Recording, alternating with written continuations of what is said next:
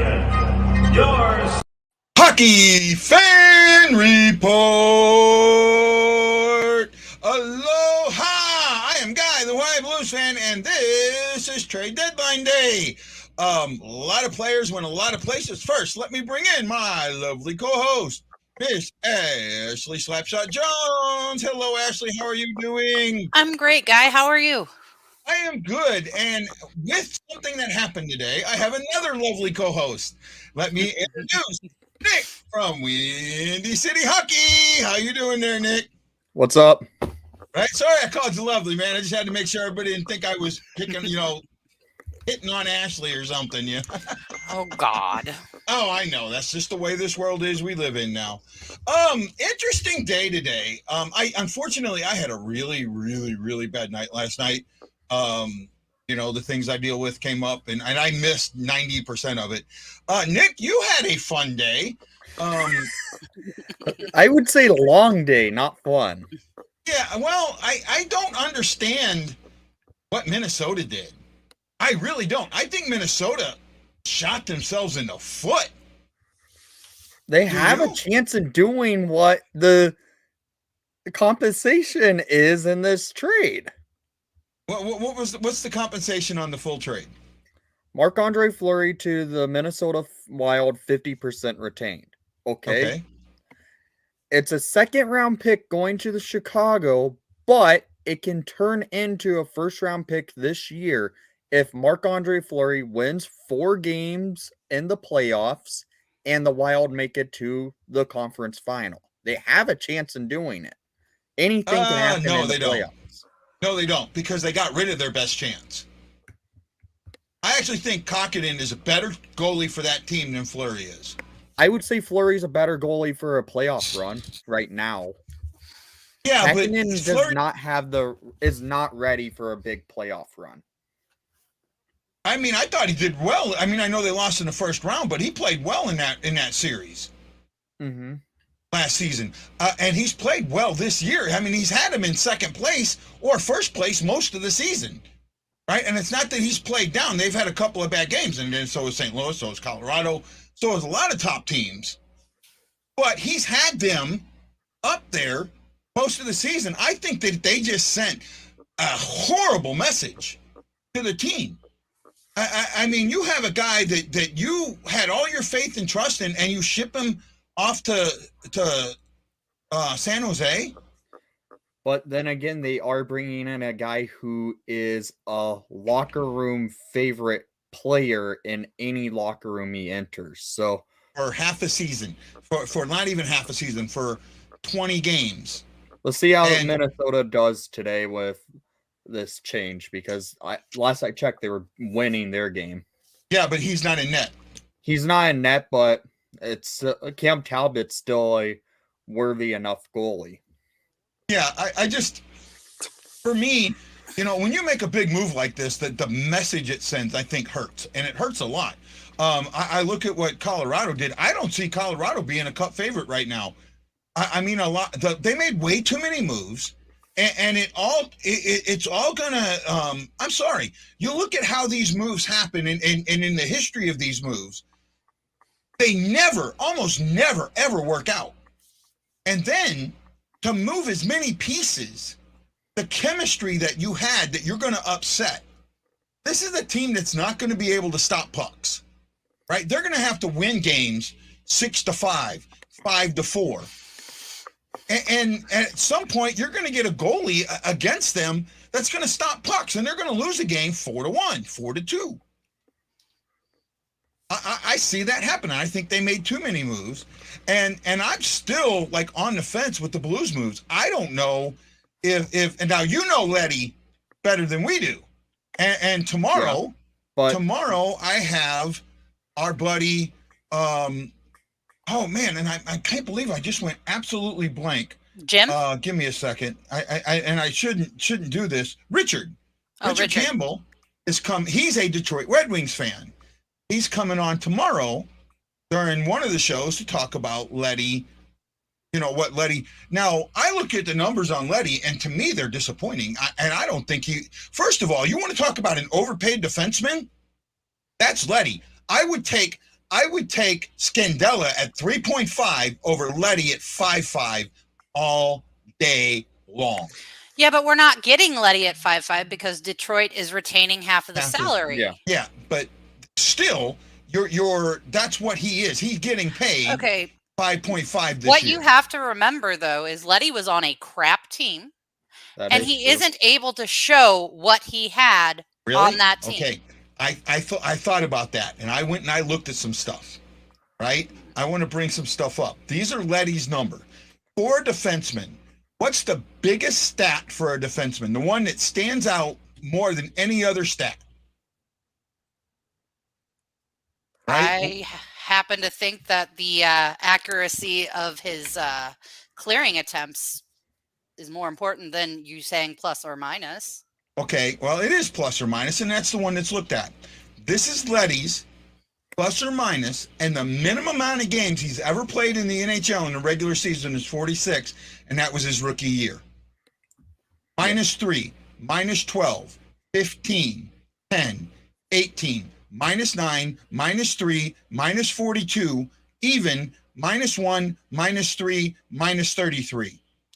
Okay, again, when you're on a team that can't put a puck in a net, you're going to have a terrible plus or minus. That's only one team. That's only one team. Every other team, he's been on good teams. He was a -12 with the Chicago team. He was +15 the year they won the Cup. And he was +18 with the Islanders, and I think the Islanders went pretty decent in the playoffs that year. Sammy, I'm with you. Let me look that up real quick. I have one thing to say with Letty. Okay. When you said I know quite a bit on Letty, yeah, it's been almost 10 years since he's played for the Blackhawks, to be quite honest. Okay, 13, 14, yeah. So his game style changed in the last 7 years since the Hawks traded him to the Islanders because they played more of a defensive structure. When he was with the Hawks, he was a pure offensive defenseman. He wasn't the greatest in the D zone when he was on the Hawks, but when he was on the Islanders, he was actually pretty solid with the Islanders. And I know quite a bit of Islander fans who were really upset with Lou trading him to the Wings this past offseason because he was a good scoring presence on the defensive side of the puck, but was also a good puck mover. And okay, well, here's his Corsi. He hasn't had that showing really with the deep pairings he's been with all of this year. Okay. But here's his Corsi in the postseason with the Islanders the last 2 years that they went to the Eastern Conference Finals. 46.1% last year, 48.9% the year before, with 50% being average. Right? He's only been above average. He was above average with Chicago and his first year with the Islanders in the playoffs. Other than that, the last 3 years in the playoffs, 18, 19, 19, 20, 2021, he's below average. What year with Chicago? He was in 10-11, he was 51.7. 11-12, he was 64.6. 12-13, 59.7. 13-14, 54.4.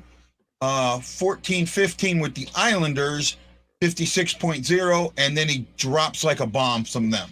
And this was all playoff years. I'm not looking at regular season. That's just playoff years. I could say this. There has been known incidents where he is a defensive liability in the playoffs because in 2014, Game 7, Western Conference Final, in overtime against the LA Kings, he was on the ice and he made a bad defensive decision leading to the LA Kings winning that game in overtime and eliminating the Hawks out of the playoffs. Okay, here's a great point, and I'm with this.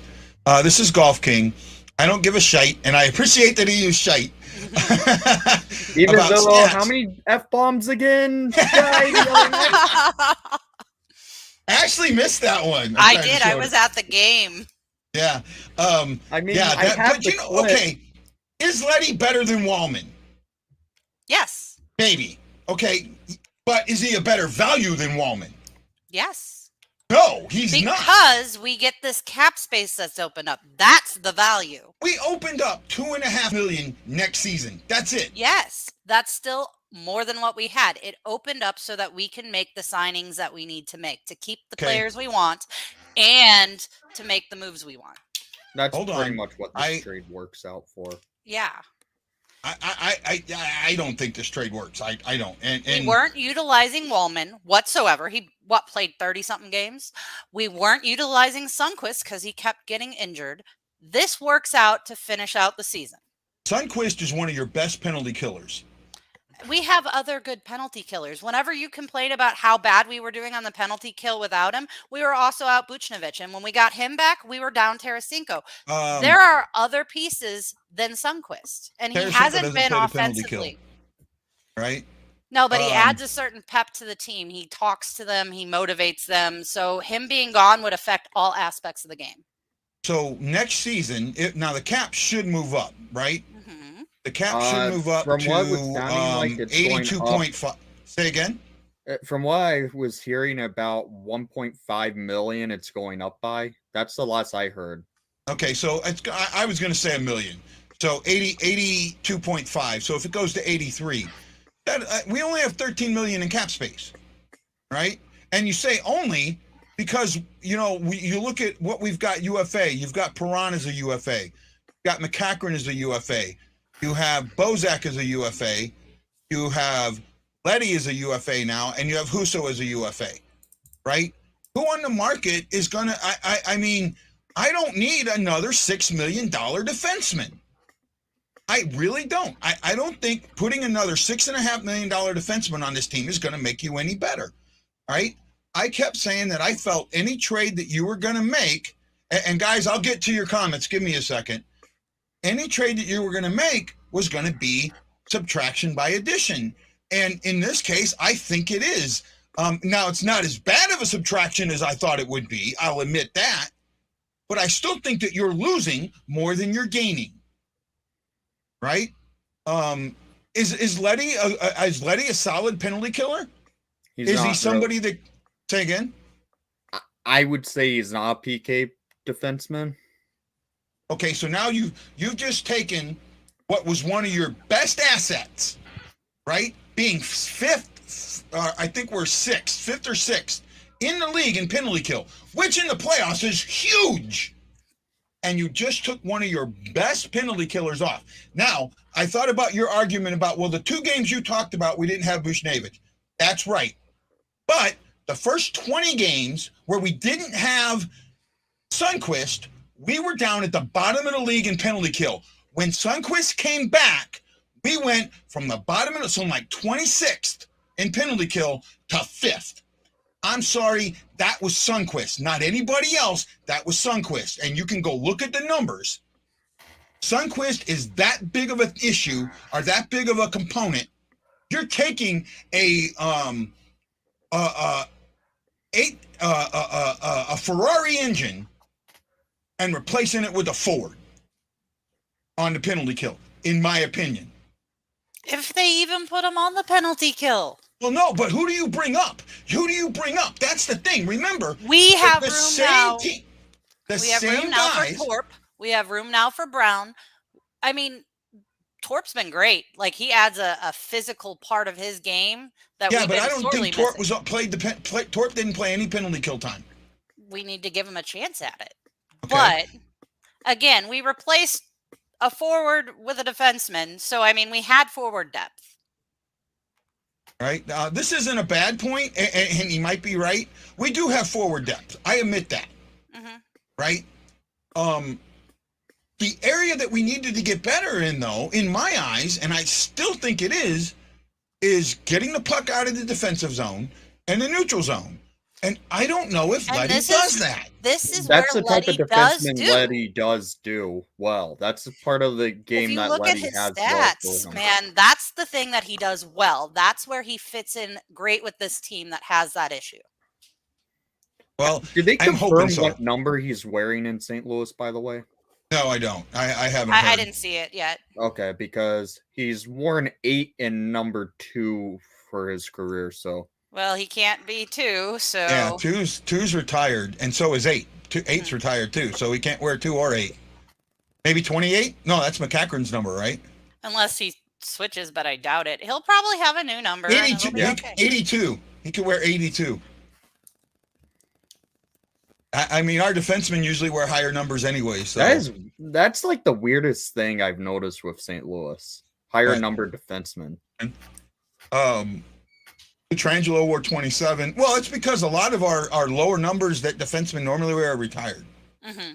Right? Yeah, because you guys have more retired numbers for some reason than Chicago does, which does not make sense. Well, I get that, but I don't think that we have any retired number that I would say doesn't deserve to be retired.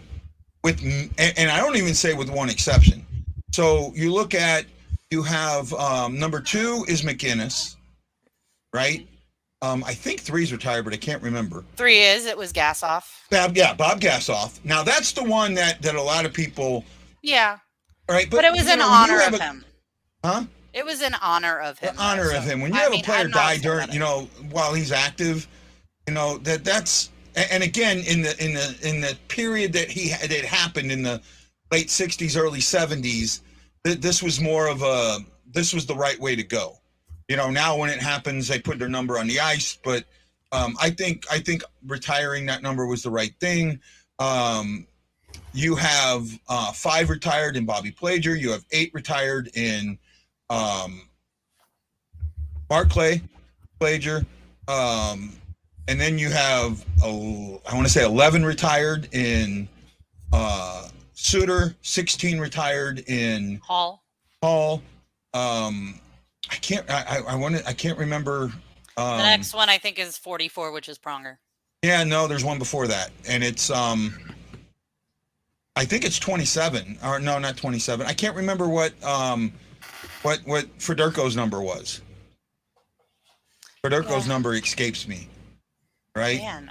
Oates. Yeah. Oates isn't retired yet. Oates isn't retired. Chew on Mark Johnson. Okay, that's not me.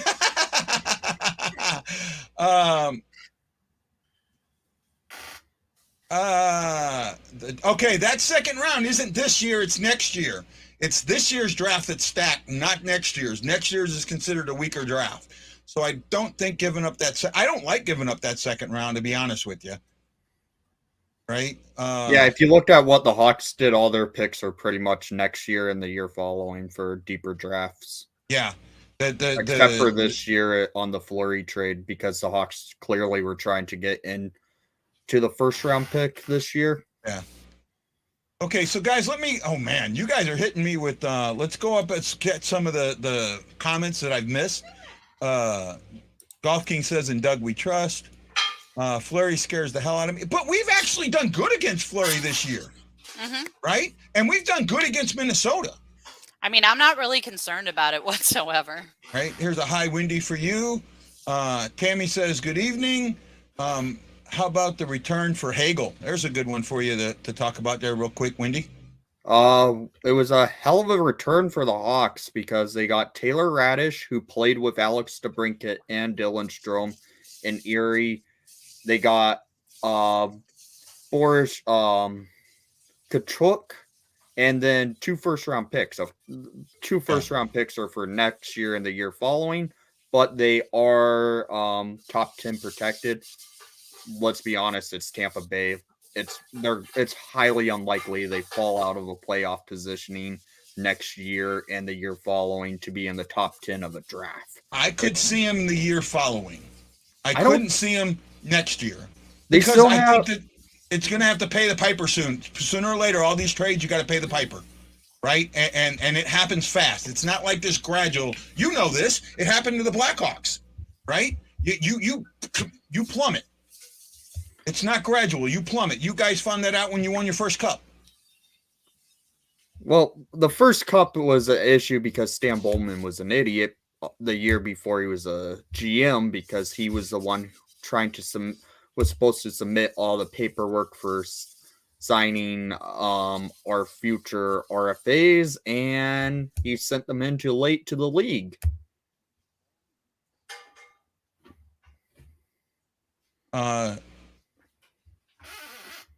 The Avs are the best in the West. Or am I drunk? The Avs are the best in the West. I think the Avs are gonna. They showed cracks in the armor. They absolutely showed cracks in the armor to me. Yay, we got a defenseman. I don't think it's that. I don't think it's that good. We've been talking about the trade. I think if you would have done much better by my eyes to go out, if you're going to trade Sundqvist to get another Buchnevich style player, Sundqvist style player, an energy player, a defensive forward, then Leddy. Right? I won't disagree with that statement because that's where I thought that our need was. But everybody was highly touting, oh, we need a left side defenseman. And that's exactly what we got. There was rumor that guy could have ended up in St. Louis today. Pollock? DeHaan. DeHaan? Yeah. I'm sorry, man. I'm partially, I can't read really well. Yeah, there was some rumors about that. I don't think St. Louis and Chicago making a trade right now. I don't think the two GMs like each other. Nope. Right? That was the only reason why I think, and I know you didn't want the guy from St. Louis. That's the only reason why that trade may have made, that signing as a GM may have made sense, because it would open up trading between St. Louis and Chicago. And, trades between St. Louis and Chicago have been decent in the past. Right? They haven't, but there hasn't been that many of them. I can't think off the top of my head. I can't tell you one trade in the last 15 years between St. Louis and Chicago. Mm-hmm. Am I right or wrong there? Really has been any. Right. It blows my mind how every questions who have been in hockey their whole life. Myself, I'm willing to give the benefit of the doubt to Army.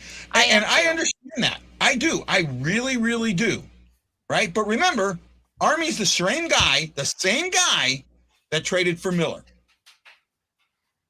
And he's learned a lot since then. He fell to did he?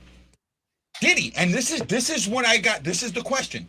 When we got Miller, that was a fan pressure, media pressure thing. Everybody in the media and the fan, we need to get better at goaltender. We need to get better at goaltender. He was the goaltender available. No one went to Miller and found out Miller did not want to play in St. Louis at all. If Miller could have vetoed the trade to St. Louis, he would have vetoed the trade to St. Louis. I'm sorry. Here's the same situation. Now, we don't know if Leddy could have vetoed the trade or not, or if he wanted to play here, but it's fan pressure that led to this trade. And that's what scares me. I think fan pressure and media pressure led to this trade. I don't disagree with that. Well, that's the same thing with Miller. That's the exact same thing with Miller. But I think that we got somebody that is willing to be here. I trust this trade, even if it's just to clear the cap for next year. Okay, Bob, you make a great point. How many, and I want to ask this, right? He brought guys, the trades that he made that brought guys here, almost every single one of them was in the offseason. Off-season.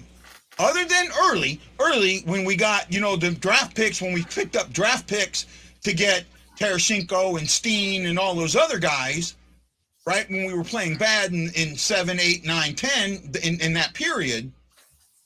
But you look at from to 2014, when did that trade happen? It happened in the offseason. I'm talking about an in-season trade. Show me how many of his in-season trades have really, really worked.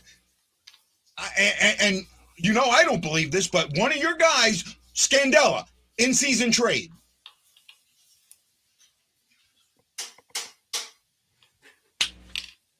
And you guys would get rid of him for a bleep, bag of pucks, right? The bleep now. We can't. Stuck with him.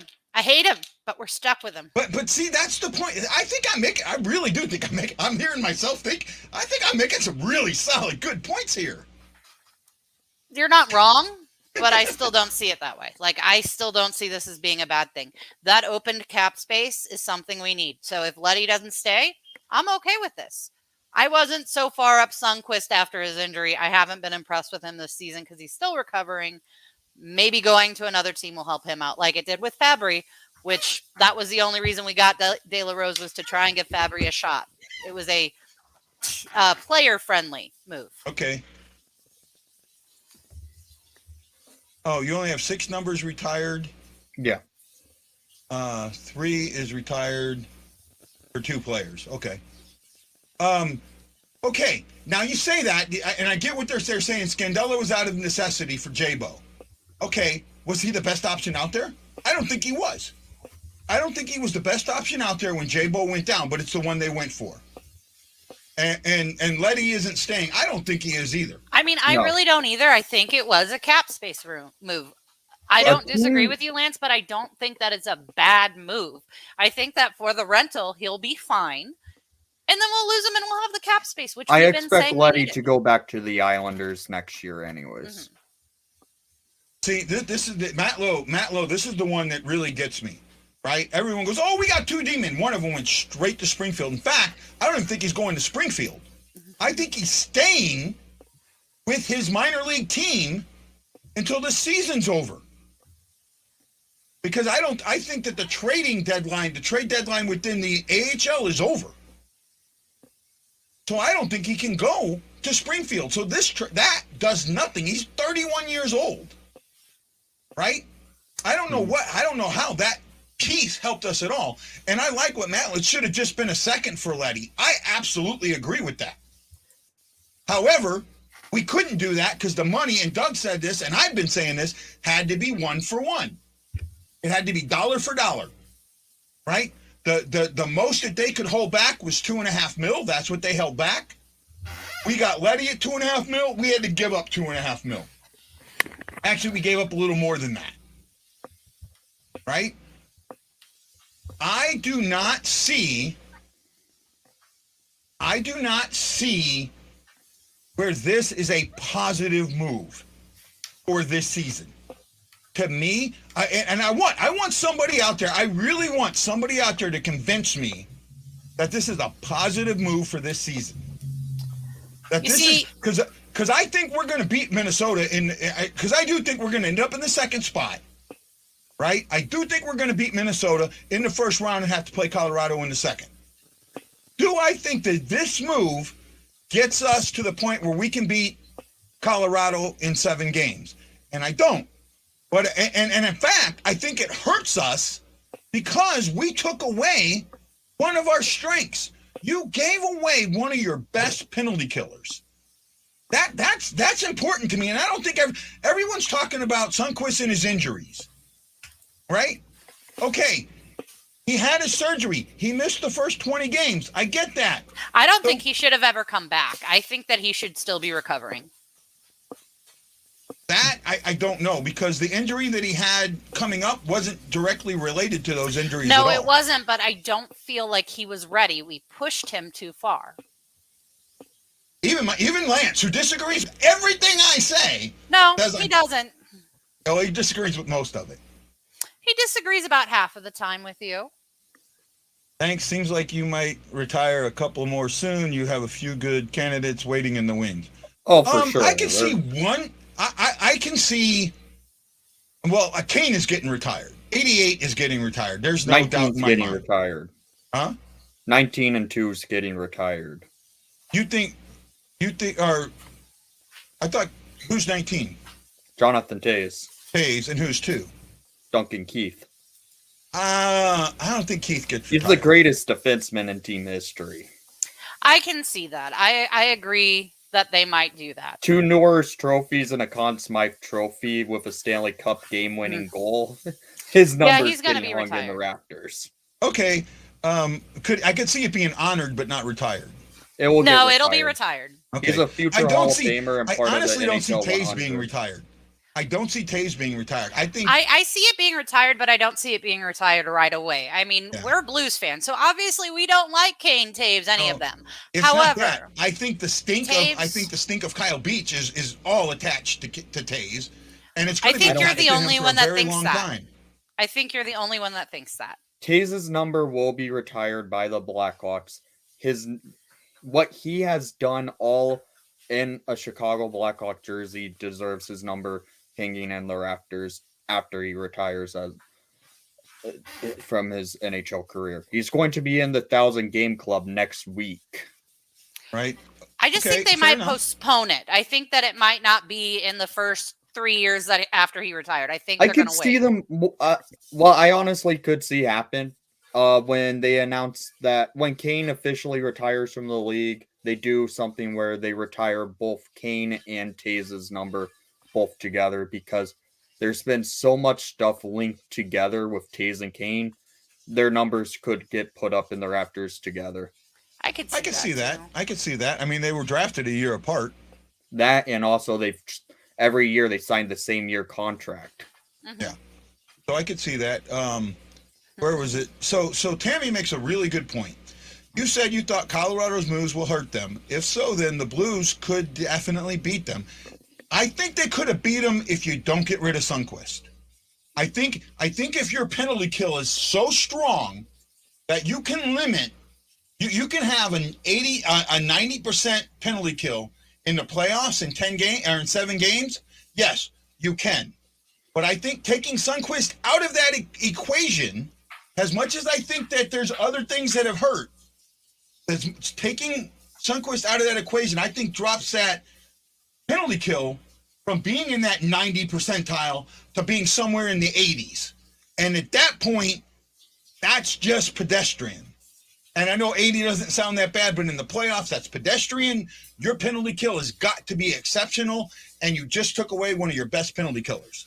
The thing from watching this, of doing my live stream today, while I was seeing with Colorado's trades, they all came late in the deadline. And what I noticed with most of the trades that Colorado made were not losing pieces to their roster, but gaining assets for depth to go into a playoff run. They really didn't lose anything to the roster. They just gained a lot of depth role players that can slot in if an injury happens. Did they fix their goaltending issue? No. Right? That's what that right there. If you want to talk about Colorado's one biggest issue, it's goaltending. That's why they have to win games 7-5, 6-4, 4-3. 4-3 is not, but they have to win the high scoring games. Uh-huh. That's why they're giving up almost 3 goals a game. When you're giving up 3 goals a game, really close to it, I think they're at 2.8. You're usually at the bottom of the league, not the top of the league. Right? I'm just waiting to see what happens in Chicago with how bad the goaltending is going to be, because we just gave up the MVP of the team this year. That is true. Right? Kevin Lakeman has not been good, and our backup is Colin Delia, and he's been horrendous all year.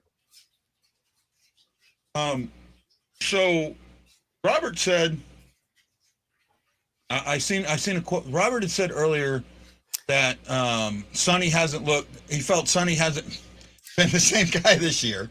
And you know what? He did have injuries, but I'm telling you, go look at if you can game by game, and maybe I'll look at it. You go game by game. Look at where our penalty kill was, because I remember talking about it before Sundqvist came back, and we were like 24th, 25th, 26th in the league. Right?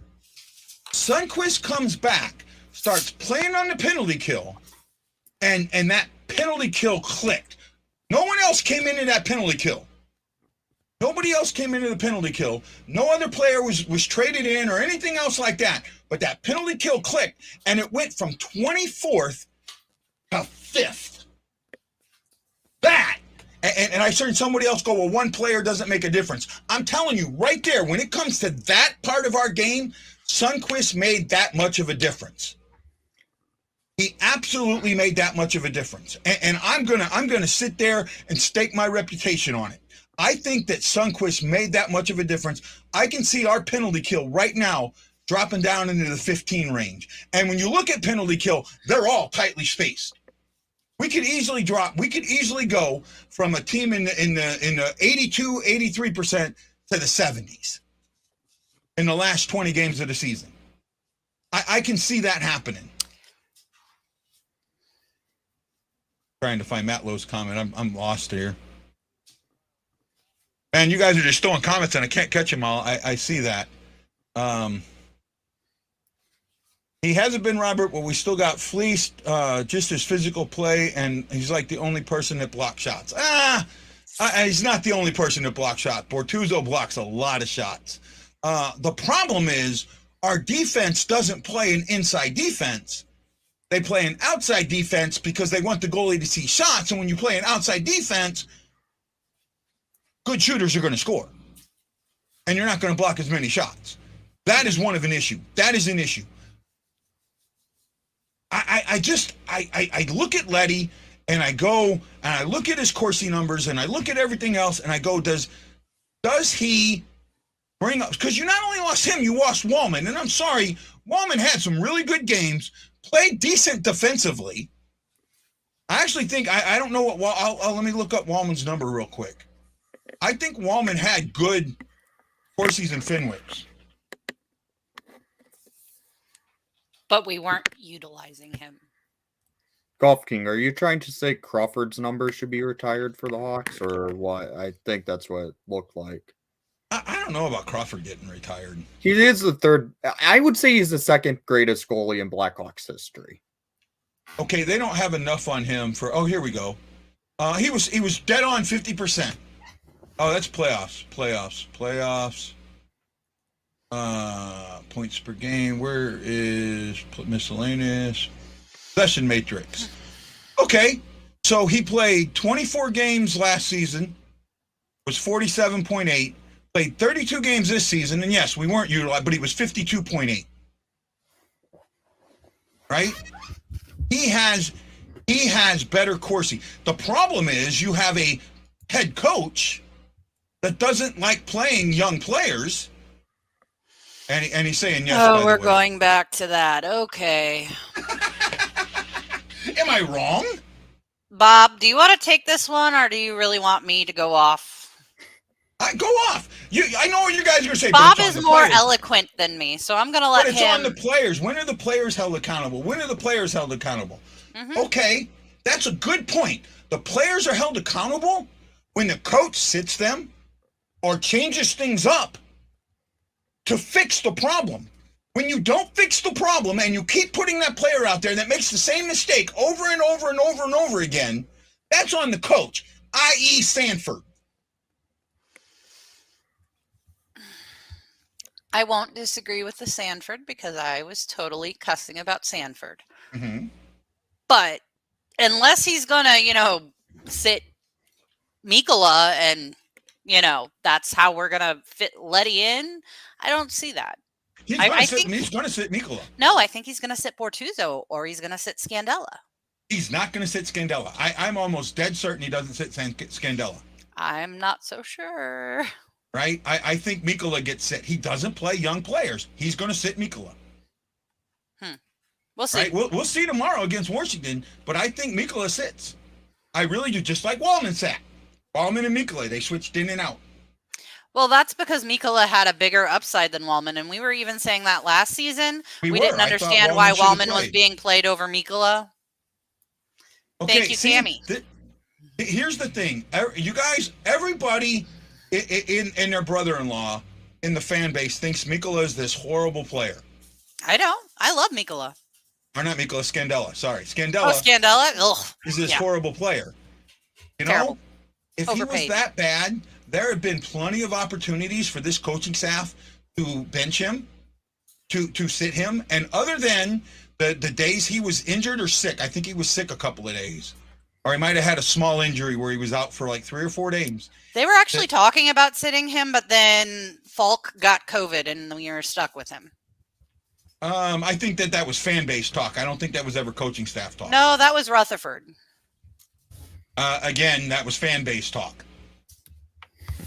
90% of what Rutherford puts out is pieces to the fan base. And I like Rutherford, but I saw a trade that he put out there that was just him throwing pasta to the wall. That was just him getting reads, and there was no way that trade would have ever. It didn't make sense anywhere, right? Okay, I get that the fan base thinks he hasn't been great, but I don't think the coaching staff has been that hard on him. I don't think the coaching staff has put much of the weight on him. I really do think the coaching staff has put more weight on the forwards not playing defense. Which is where they really should. Which hasn't been fixed. Right? And I don't think Leddy fixes the problem. In my opinion, Leddy doesn't fit your guys' system. Huh? Well, it's a loaner. I guarantee you he's not signing here. Oh, this is in the season. See it happening. Yeah. I think he goes back to the Islanders. I can see that. I really can. He seemed to have really worked in Barry Trotz's system, so I think he goes back to the Islanders for a cheap deal. Jim Thomas says it looks like Nick Leddy is wearing number 2 for the Blues. I don't know how that's going to be possible. Nope. Because number 2 is in the rafters. Mm-hmm. Yeah, I seen it, Golf. Thank you. I don't think he wears 2. I don't see that at all. I can't. How do you unless McGinnis says it's okay because McGinnis is with the team. That's the only way. Well, that I absolutely agree with, but I don't know how much he fixes it. I can see 4. Yeah. I can see 4. I don't think anybody's wearing 4 now, and I can't think of who last wore 4. I know I'd have to go in the media guide to see it, because I know the media guide shows you all the numbers that who wore what numbers, but and the order in which they wore them. But right, I don't know. It's just I hope he fixes the transition game. I really do, but I just don't know. I think you lost. First of all, we've already said that he's not a penalty killer. Okay, so who goes on the penalty kill? And how much of a difference are they to Sundqvist? And this, I think this is a huge issue. I think the penalty kill, especially in the playoffs, is a huge issue. How many of you remember Game 3 in the Stanley Cup Finals when I think Boston went 5 for 5 or 6 for 6? You know, that game, I mean, we got lucky that wasn't just a demoralizing game. Gunnarsson wore 4. Okay, that's right. Good. Matt Lowe, good to go on you. You start talking about all this, and it kind of jams you up, and you forget what you're trying to talk about and get everything going, especially when you're leading conversation. So it takes a moment for your brain to click in. But were there any trades today that you liked, Wendy? There were a couple that happened. Let me pull it up. I actually took a couple notes. I saw that I actually came to a liking on.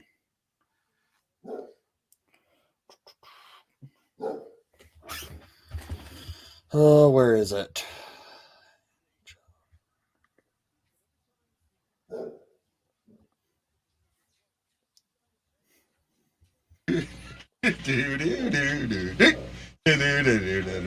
Well, here was the interesting one that I honestly thought happened that I think was a smart move, and it was the Dallas Stars picking up Vladislav Namestnikov from the Detroit Red Wings for basically a 4th round pick. That's a solid pickup for Dallas since they're trying to push for a playoff spot.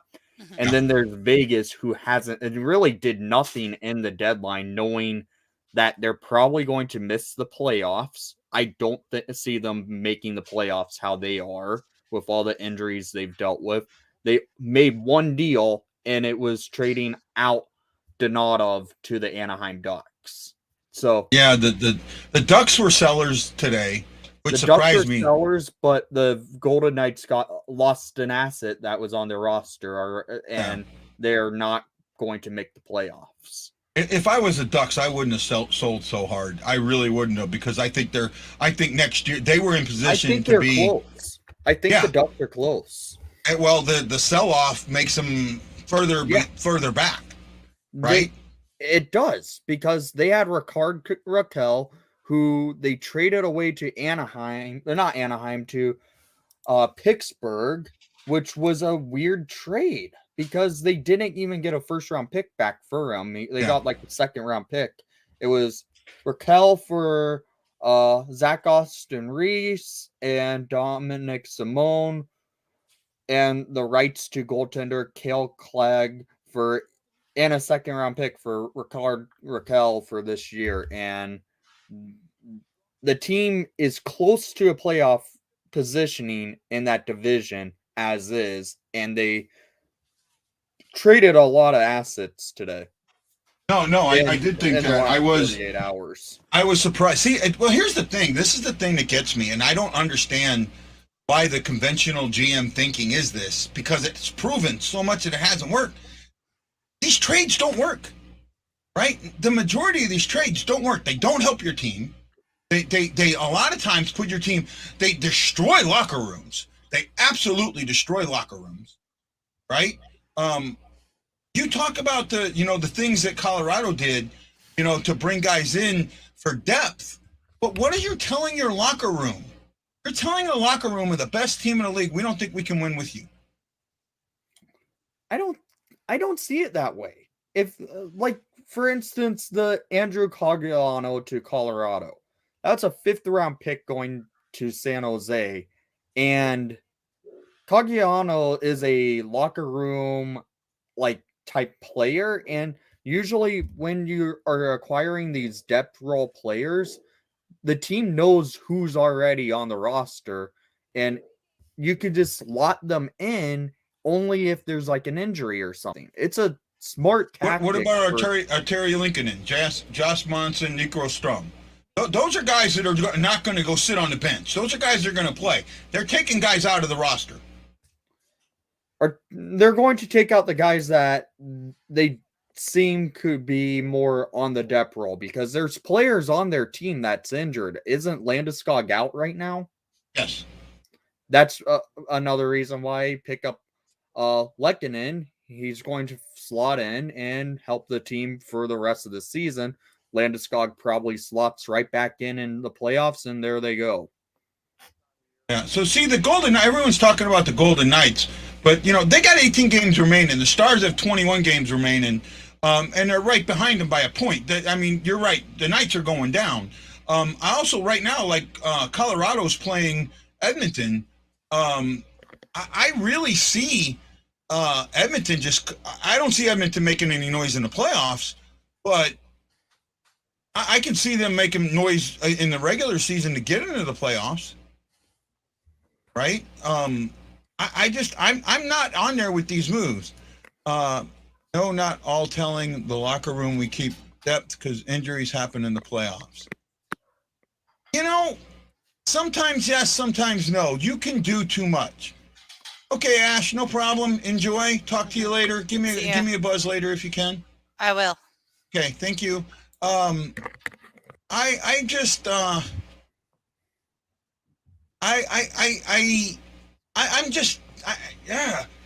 I saw the Leddy trade, I was like, man, that just doesn't make sense to me. What do you think? Do you think the Leddy trade helps the Blues or not? I would say no. I feel like he doesn't fit into your guys' system. That's why I would say no. Yeah, I'm the same way. I don't think he does either. And again, subtraction by addition. You give up Wallman, you give up Sundqvist. Leddy doesn't play the penalty kill. Your penalty kill drops without Sundqvist, and you didn't bring in a penalty killer. And here's an interesting one that a lot of people forget. Just yesterday, Detroit made a trade of Troy Stecher, I believe, to the LA Kings for a 7th-round draft pick. As soon as Stetcher's gone, that means Wallman's slotting right into the Wings' defense. Yeah, well, they can afford it. Yeah, right. That's the problem with us. We couldn't afford it, right? We helped them out. Now I understand the money had to be 1-to-1. I get that, but I would have given the money up elsewhere, right? I don't. Well, Matt Lowe, I didn't. I was actually surprised he made this move, and it's because and this is where the majority of casual fans don't understand the business working of hockey. You cannot willy-nilly trade guys anymore. You used to be able to prior to 05, 04. You could trade guys left, right, and center as long as you had the 23 on the roster. As long as you could put them on the 23-man roster, you could trade them all you wanted. With a salary cap and with a flat cap, you have to make the money work. That becomes a different thing. And because the majority of this is what surprises me, is how many teams made trades with so many teams up against the cap. Mm-hmm. Right? And all these teams that made, I'll tell you, I can't believe Chichurin didn't get traded just for cap space. From what it sounds like, there weren't any takers because of the injury he just had. But see, I would have taken him for the cap space. I would have said this. You want it? You what? I'll give you a second and a third and a conditional first next year, not this year, next year for him. That's it. Not this big package you wanted, but I bring him in for the $10 million cap space, the instant cap space that you get. From the reports, though, it sounds like Chichurin's going to probably be dealt at the trade deadline. Not at the trade deadline, at the at draft day. Yeah, they're gonna because they still hold rights to him, so it's not like he's a rental and going to walk away. Yeah, he's going to get dealt at the draft. They can wait, and that's the thing. They can wait. What did the Ducks get for Lindholm?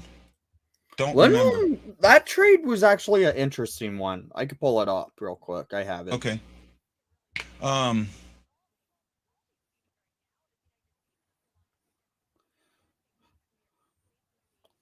You know what? I don't think he was handcuffed, Matlow. He was absolutely handcuffed. So here's the trade for Hampus Lindholm. Boston acquires Lindholm from the Ducks in exchange for John Moore, Jorho Vakanainen, and 3 NHL draft picks. They don't say the draft picks that were traded. So 3 draft picks for Vakanainen and Moore going to the Ducks for Hampus Lindholm going to the Bruins. I can't believe the Ducks gave up on what they had because they were so close. They've got such good young talent that they can build around. John Moore's a good defenseman who's going to slot in. From what was looking like, Lindholm did not want to re-sign with the Ducks. And I get that. I mean, I do get that, but just the other trades they made, you know. Ron Caron, the professor, he made trades left, right, and center. And some of them worked, some of them didn't. The majority of them didn't, and that's what everybody forgets. And I do just say this: the late Ron Caron, he has passed, so I don't want to speak ill of him, but he was. And Mike, welcome to the show, man. Really appreciate you for showing up and saying hi. We thank you. I just, Wendy, I'm perplexed. That's all I can say. You look at the Blues. You look at the teams that are in the. And I know you're not a Blues fan. I get it. I know that if the Blues lost every day and lost every game, you'd be happy as can be, right? And if Chicago lost every game but the 5 they played against St. Louis, you'd probably be happy. I get that. I'm getting a private message asking if we can call up somebody for tomorrow's game. I don't think we can, right? Because right now it's now limited call-ups now with the NHL. Yeah, because of their playoffs, right? Yes. I think I've heard they were limited to 4. Is that right? That's exactly right. Okay, so unless you can only an injury occurs on one of the players you did call up, then that's an emergency call-up, and it doesn't affect the call-ups. We should have just sold all our defensemen. Unfortunately, the opinion on our defensemen isn't very high. Army is going to make a move. I don't think he is. I think he doesn't. His free agent moves haven't been. I can't think of one free agent move that was really like, wow, bam, okay, that makes something. The closest one is Krug, and the jury's still out on him, in my opinion. Right? I mean, he's had a good year, better year this year, but for the money you paid him in the years, I think the jury's still out on that. Okay. Go ahead, bud. I know what you're talking about there, but what about the free agents they have on their team that they're going to lose? I think they don't have a free agent that they can't afford to lose. That they can't afford to just, if you let it go, if he goes, he goes. Right? You got Perron. Okay, I like Perron, but at $5.5 million, no. Right? He's gotten older. He's had a rougher season this season. He's not a $5 million guy. Right? If Perron wants to stay for $2.5, $3 million, great. Bozak, injured. Bozak goes, he goes. It's more our restricted free agents than anything else. What does Husso make out of? Do you think Husso's going to make? Because isn't he unrestricted? Husso's gone. He's unrestricted. He's gone. Right? So here's our UFAs. David Perron, who's making $4 million. Mackenzie McCachran making $900,000. I think that's an easy sign. 1.25 for 2 years. Tyler Bozak made $750,000. He signed I'll bet on myself, and I don't think it's going anywhere. He's 37. He'll be 37 next season. I think he's done. You have Letty, who's 31. Again, there's another issue, an older defenseman. And I think he's gone. Mikola's an RFA. You have Husso's a UFA, he's gone. So with our own, no, I don't see it. It's next season. It's the season after this that the issue comes up. 23-24, not 22-23. 23-24, you have O'Reilly and Tereshchenko and Thomas as free agents. The Hawks, on their hand, they have more RFAs than UFAs that they have to sign. Yeah, right? Because we have, I believe, if I remember correctly, I can pull it up real quick. Mike, you might be right there. He says, I think Perron is one cushion away from retirement, unfortunately. It will come up in his free agent. I agree. Matlow says it'd be nice to have Ville back. If you were Ville Husso, God, I wish freaking Lance was here today or on the show today. Would you sign in St. Louis, knowing that they have a solid goalie signed for the next 3 years that is their starter? Now, you can possibly win but you're not going to get paid what he's paid, right? If you win the starter, you're going to get paid less than the guy sitting on the bench. When you can go to another team, get paid $4.5 or $5 million for 2 years, a couple of years, and start. Might not be as good of a team, but you're going to get to start. He could come to Chicago, basically. I don't think he goes to Chicago. I don't think that defense is suits his style of play. I'm just saying that the Hawks are going to be in the goalie market this offseason. Yes, I guarantee that. Goalie. They don't have a goalie this coming off season. Do you know who I think he goes to? Right? Do you know who I think is going to throw money at him? And I mean good money? Buffalo? Edmonton. Really? Right? Well, Mike Smith has been, injury prone left, right, and center. I don't know if he's on the last year or not. Yeah. I don't know where he's at in his contract. Say again? It's this 1 year contracts at his point. Yeah. He's signing 1 year. So, they're not re-signing him. He's the type of goalie that with that speedy offense may benefit from it. And he might be able to also work with his guys to help him understand a little bit how they're playing, so he's more set up for some of the times when he gets hung out dry. But every time I've seen him hung out dry, he makes a lot of the saves he isn't supposed to make. Mm-hmm. But when it comes down to that one-on-one breakaway and things like that, I just immediately count it as a goal. I figure he's going to give it up. Right? And with Edmonton, you have to have a guy that's not going to give it up. And I think that might be the only thing that holds him. But I can see Edmonton going all in on him. I can see them giving him 5.5 for 3 years. Okay. Right? I could see that. And I know that's why I wish Lance was here. But I really can. I can see 5.5 for 3 years from Edmonton. I don't even think they can afford that. Maybe not. I really don't think Edmonton can afford that. I don't think they have the cap space to even afford that going into next year. You have to look. I still think Edmonton needs to trade Leafs, that's another good one. But I don't know. I don't think the Leafs are sold on him, right? Because you look at the trade the Leafs made today and that. Why wouldn't they have made one of those offers if they needed a goalie that bad, right? Which they do. Why not make that offer to St. Louis, right? Why not make some of those offers to St. Louis? $800,000. That's it. $800,000. That's all you had to replace to get him. And you have a couple of goalies in your system that you could have used to put in as a backup or something like that, and let Bennington play it out. I know Blues fans are going to go, "Oh my God, not Bennington!" But see. At least Nick, I give you so much credit, right? You have not turned on your guys one bit, right? No, you have really. I mean, no matter if they had a good year or a bad, if they've had a bad year, you don't turn on them. And Chicago fans are like that, and I give them that. Blues fans will turn on their players that quick. I know that because I used to work in a sports store, and the year for your cup year before, when they were dead last in the league, no one wanted to touch anything St. Louis Blues.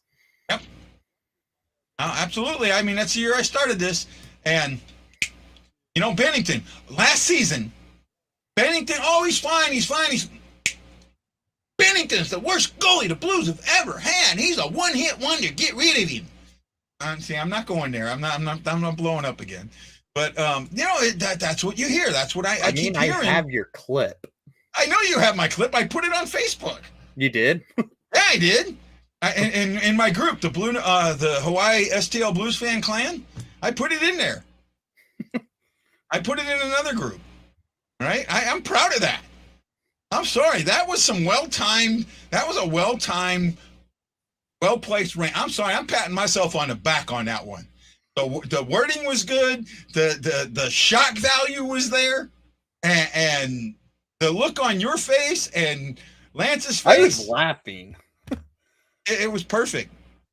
Golf King. It was really. I gotta try and upload it. I had a real issue with that. We couldn't put it in DMs on Twitter. Yeah, I couldn't do it through Twitter. Bud, if you're gonna, and Twitter, send me your email address and I'll email it to you. Right? Send me that and I'll send it to you because I know you're not on Facebook. Actually, I thought you were on Facebook, Golf King. I don't know. I don't remember. But if you want to see it, it's in the Hawaii STL Blues Fan Clan.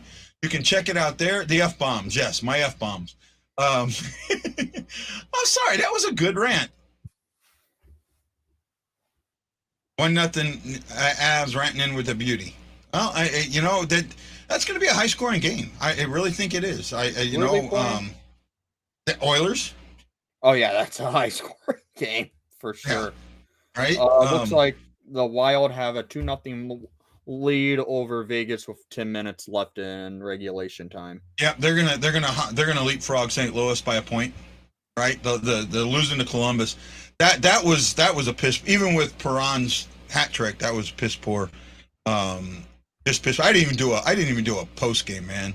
I just felt so. I had something else hit me, but I couldn't do it, man. Could not do it at all. Right. Wendy, thanks so much for coming along, man. I really appreciate this. I think you helped.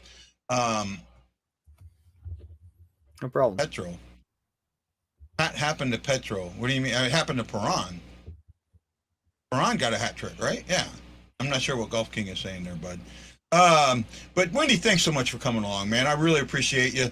I wasn't going to ask because I knew you did a long show today, so I didn't want to, and I didn't know if you were like up to it or, if your voice was ready for it or not. So I wasn't going to go there. I've done enough where there was one time, the last time I did a trade deadline stream where I started it at like 6 a.m., ended it around 5 p.m. That was the longest stream on my channel, and that was in 2019. Yeah. And then this year, I went 7.5 hours with a quick 15-minute video in between after the stream. And I felt fine. That's why I messaged you to say, hey, if you want me to help discuss some deadline stuff, I can. Yeah, no problem. I just, we got a good relationship, Wendy, and I want to make sure that it stays that way. Right? And I think you know that, Nick. Well, guys, thank you so much. We're over our hour. Wow. I mean, I'll be honest with you. I would love to have a daily 2 to 4 hour talk show. Right? I just don't, to do that, you just can't sit and talk. You got to have guests. You got to bring people on, different things like that. And I don't have the following to do that, but I would love to. If I could, I would in a heartbeat. Yeah, I had a couple I had one guest in my stream today too, so that helped. Well, the trade deadline's a little different, but you doing it every day, you got to line up guests ahead of time, and you also got to really watch a lot of hockey. Oh yeah, right? You got to watch a lot of hockey, and as much as I love watching hockey, and I do, there's just no way to really catch up enough, catch everything that's going on, and then the time difference for me kills me. Like, they went on. A couple of guys went on at noon today. Well, that was 6 a.m. for me, right? And just like I said, I didn't get to sleep till almost 4 o'clock this morning. Yeah, right. And by that time, I was gone. So you know what, guys? Jason Nichols says that's why I stopped online poker tournaments. It takes all dang day. Yeah, I played some free money ones. I like playing them, but I played in one. It was 5.5 hours. I was like, wow, I didn't realize I played for 5.5 hours. So a little too much for me. Okay, guys, have a great day. This is Guy, the Y Blues fan, saying aloha, mahalo, thinking Windy City Hockey, and we'll see you tomorrow night on the BlueNote Fan Report. Aloha. To all you Blues fans, we're bleeding blue with you. Let's go, Blues!